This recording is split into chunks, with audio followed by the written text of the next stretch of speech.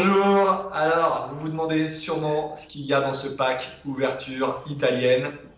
Eh ben, on a mis Tigrane. C'est pas tous les jours, On a c'est pas mythique. tous les jours que vous verrez un grand maître international du niveau de Tigrane vous expliquer une ouverture, puisque c'est assez secret en général, les ouvertures pour les grands maîtres. Tigrane, tu confirmes? Ouais, plus ou moins, quoi. Bon, allez, on vient de Plus ou moins, finir oui. l'enregistrement du pack, Ouais. et moi j'ai appris énormément sur l'ouverture italienne. Moi aussi, moi aussi. Et Tigrane en préparant à trouver des super Ouais. concepts. On vous explique ce qu'est l'ouverture italienne, évidemment, pour Mhm. ceux qui débutent. On vous explique les coups douteux des réponses des Noirs pour arriver à les punir très rapidement quand ils ne jouent pas les bons coups. On vous explique les tactiques et les variantes actives quand vraiment vous voulez aller au combat Ouais, et ouais, c'est faire ça. des parties où c'est le feu sur l'échiquier, puisque c'est possible avec l'italienne. Et puis aussi des parties plus calmes où Mhm. vous allez pouvoir prendre l'avantage, en tout cas on l'espère, calmement et mieux comprendre surtout ce que vous faites. C'est pas une Construire, succession. quoi. Voilà. Construire tranquillement, ouais.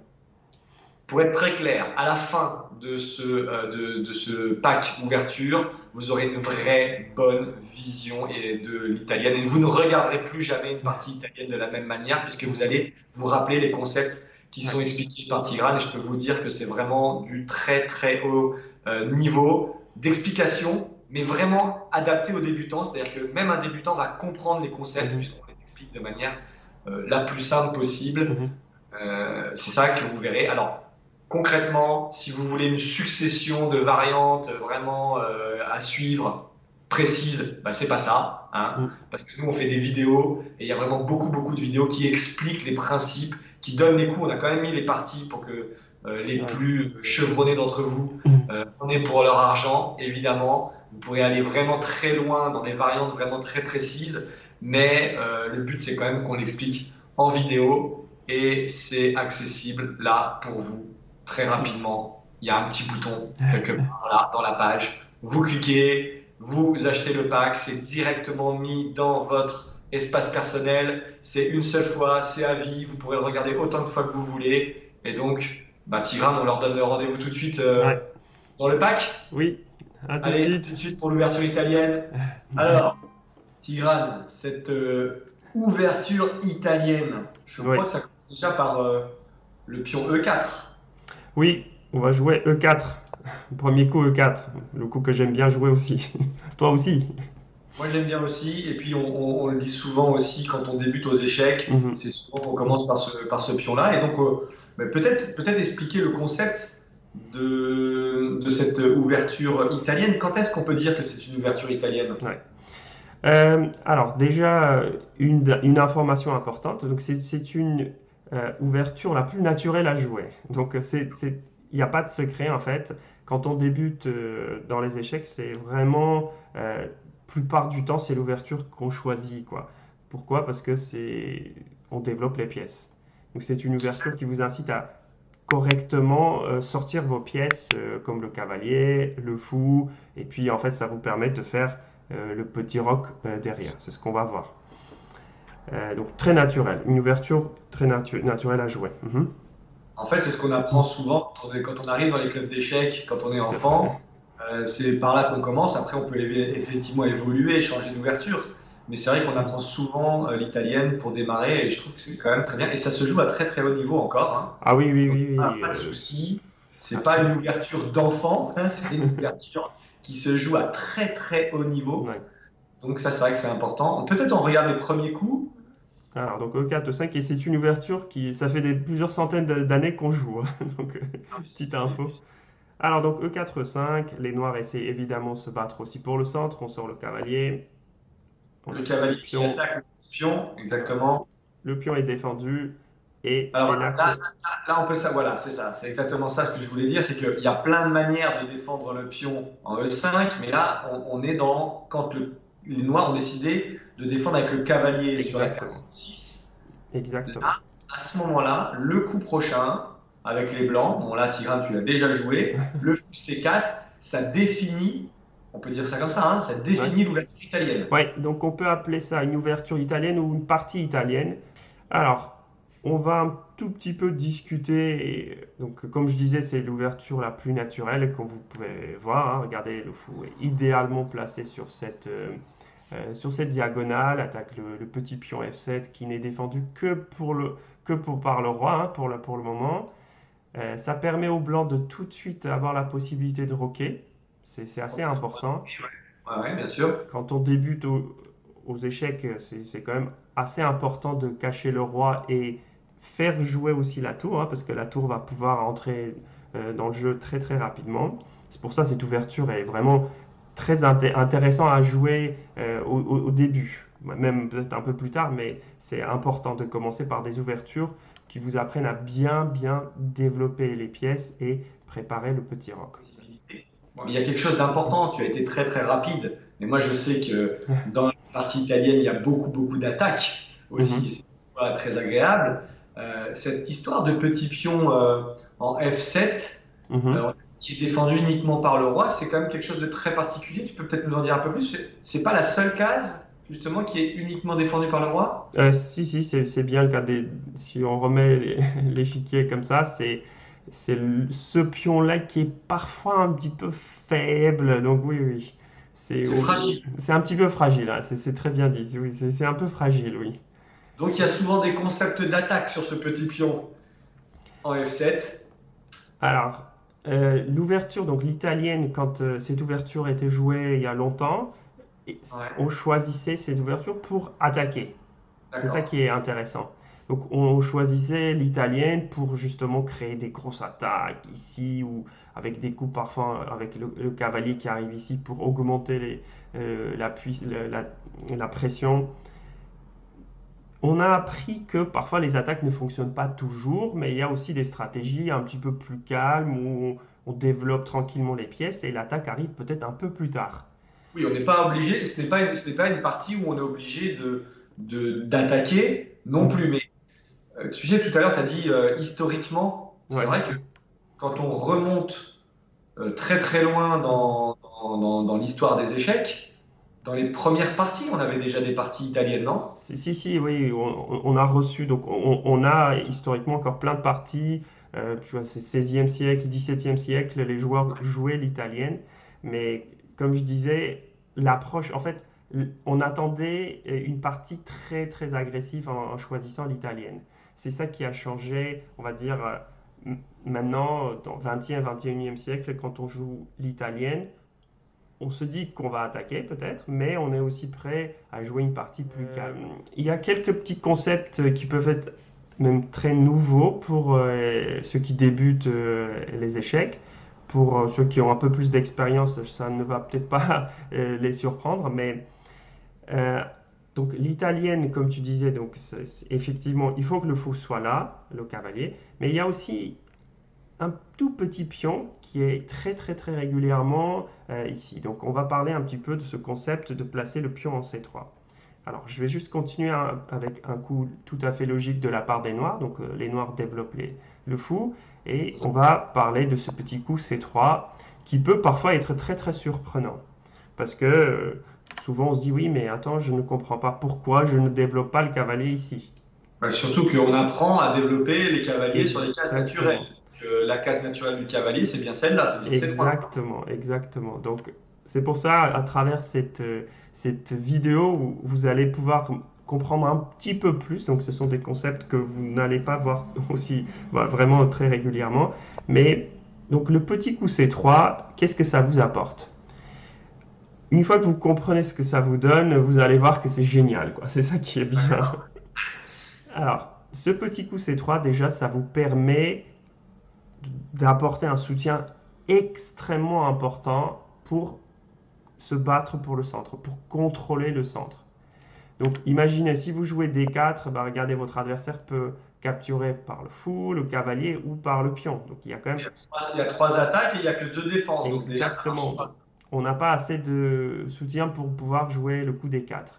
D'accord? Mais en ayant joué le coup C3, et ben vous voyez que déjà que vous allez avoir plus de contrôle pour, pour cette case D4 avec. Donc si on prend juste un coup un petit peu, allez, on va dire neutre, vous pouvez déjà jouer D4 et regarder, vous attaquez le fou vous attaquez le pion, et là c'est déjà un petit peu difficile pour l'adversaire, hein. Et si je compte bien, les noirs attaquent 3 fois le pion, il est défendu 3 fois. Ouais, Donc en définitive, par la dame, par le voilà, et le cavalier. Donc en définitive, c'est bon. ouais, Et si les blancs, alors si les noirs, pardon, on n'est jamais obligé d'échanger aux échecs, hein, mais ouais, si c'est les vrai. noirs échangeaient, on se retrouverait avec les deux petits pions en Mhm. E4 et en D4. Et là, c'est ce qu'on appelle un centre formidable. Exactement. Ouais. Là, on pourrait presque dire que l'ouverture s'est extrêmement bien passé pour les blancs. Ouais. Parce que le fou est attaqué, le fou doit bouger et qu'on a vraiment toutes ces cases. C'est ça, on contrôle vraiment toutes les cases devant. C'est ça les explications. C'est un petit peu ça, oui. En fait, dès qu'on obtient un centre comme ça, on peut faire beaucoup de choses. Bon, déjà, je pense que le plus simple, c'est de faire un petit roc, comme ça, le roi est à l'abri. Ce cavalier peut venir en C3. Si vous avez envie, parfois, vous pouvez même chasser ce cavalier pour le forcer à trouver une autre case. Personnellement, ça, je sais pas toujours la meilleure solution, parce qu'en jouant le coup D5, parfois vous bloquez votre fou. Euh, Ce En fou tout cas, peut c'est se... pour ça. Ouais, si on vous laisse faire ça, Ouais. quelque part, c'est en général dans le concept, hein, puisqu'on n'est pas dans les variantes très précises là, hein, Mhm. c'est après, mais dans le concept, si à un moment donné, vous arrivez à avoir ces deux pions centraux comme Mhm. c'est plutôt bien pour les Oui, blancs. oui, c'est exactement ça. Donc, oui. On a plusieurs possibilités derrière. Mhm. Est-ce qu'il y a des autres points sur ce petit pion en Alors, donc, C3? première chose, c'est, oui, comme on disait, donc ça nous permet de soutenir donc l'avancée du pion D4. Deuxième D'accord. point, encore un petit peu plus poussé, donc c'est pas tout de suite visible, mais en ayant joué ce petit coup, votre adversaire ne peut pas forcément vous embêter par les coups de cavalier comme ça. Donc ça, c'est un petit peu le côté défensif du coup C3, ça qui est bien. Donc ça vous permet de vous battre pour le centre, mais aussi c'est un petit coup défensif pour commencer à restreindre. Donc c'est une stratégie de restriction des pièces de nos adversaires, quoi. Ou même le fou a déjà un petit peu moins de possibilités sur ces deux cases-là. Donc, Je sais que certains dans notre équipe mm. parlent là de couper les oreilles du Ouais, c'est cavalier. ça, ça c'est ce qu'on a fait. C'est un terme enfin, c'est une expression qu'on aime bien utiliser, puisqu'en définitive, on empêche le cavalier d'aller sur deux cases Ouais. dans notre camp, et donc on lui coupe ses oreilles, on aime bien dire. Voilà. Ouais. Alors, troisième encore bah, pas troisième avantage du coup C3, c'est par exemple, ça moi je trouve que c'est très important. C'est, imaginons votre adversaire joue un coup comme D6, vous décidez de faire petit roc, et votre adversaire vous joue quelque chose comme fou G4. Ah, le clouage. Ouais, ce célèbre clouage, et parfois on se dit, ah mais mince, qu'est-ce que je vais faire, qu'est-ce que je vais faire, ça m'embête. Eh ben Ouais. vous aurez raison, parce que parfois c'est embêtant. Les Ouais. clouages sont parfois très très embêtants. Mais il y a aussi, parfois le clouage tout seul, ça va quoi, c'est pas encore très très grave, on peut gérer.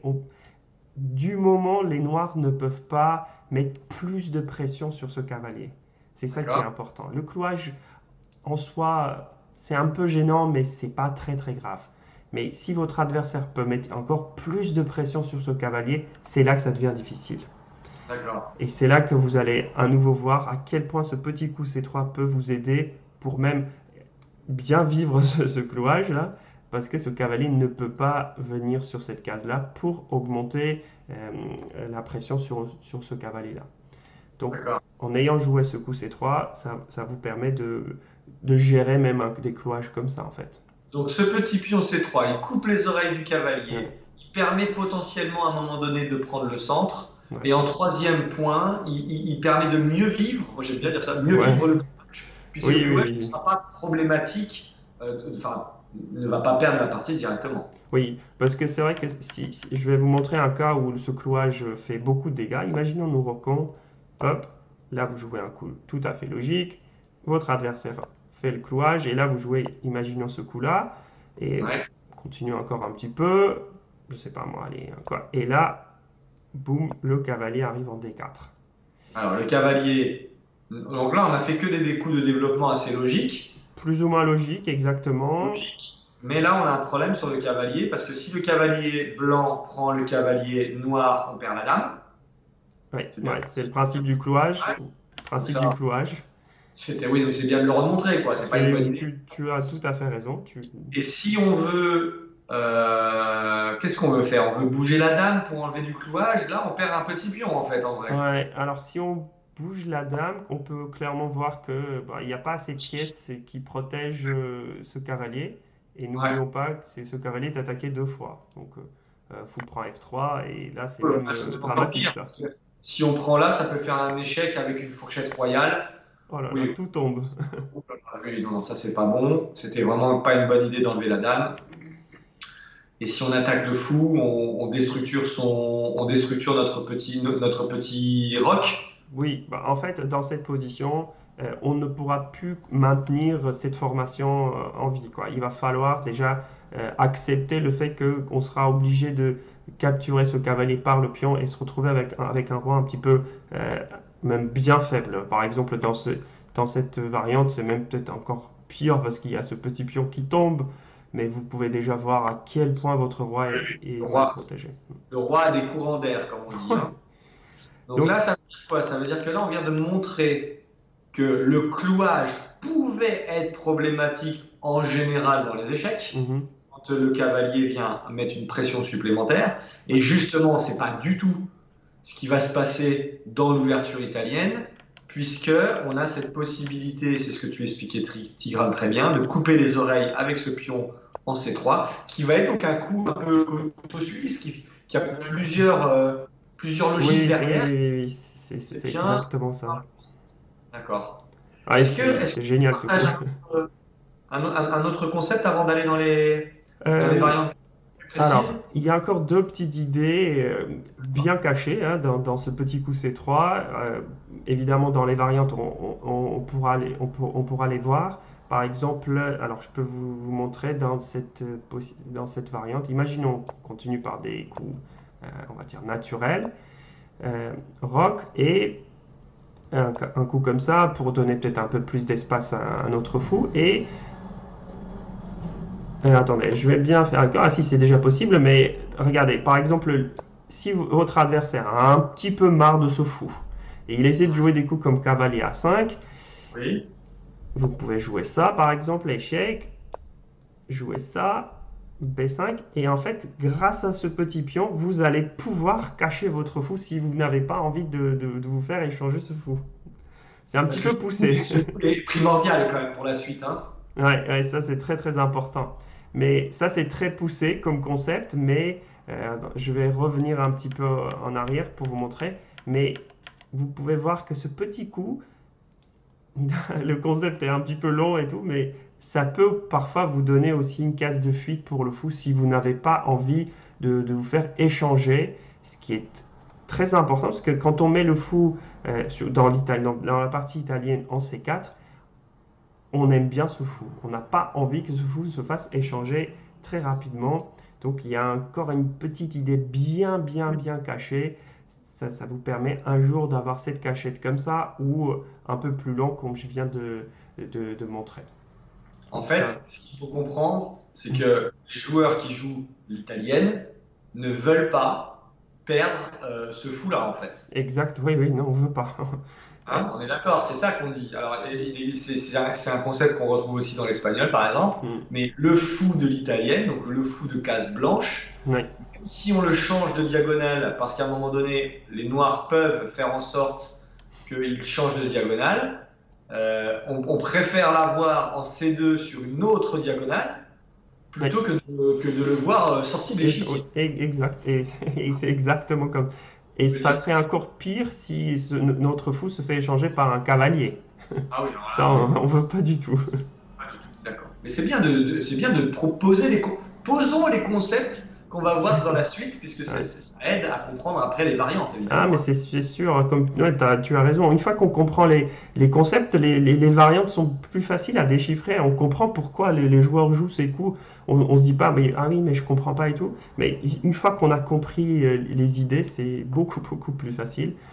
Et la toute dernière chose, et je pense qu'après on va passer aux choses un peu plus sérieuses, il y a une manœuvre très très très connue dans l'italien, dans les espagnols aussi, qui consiste à évidemment développer les pièces, hein, on n'a toujours pas trouvé mieux.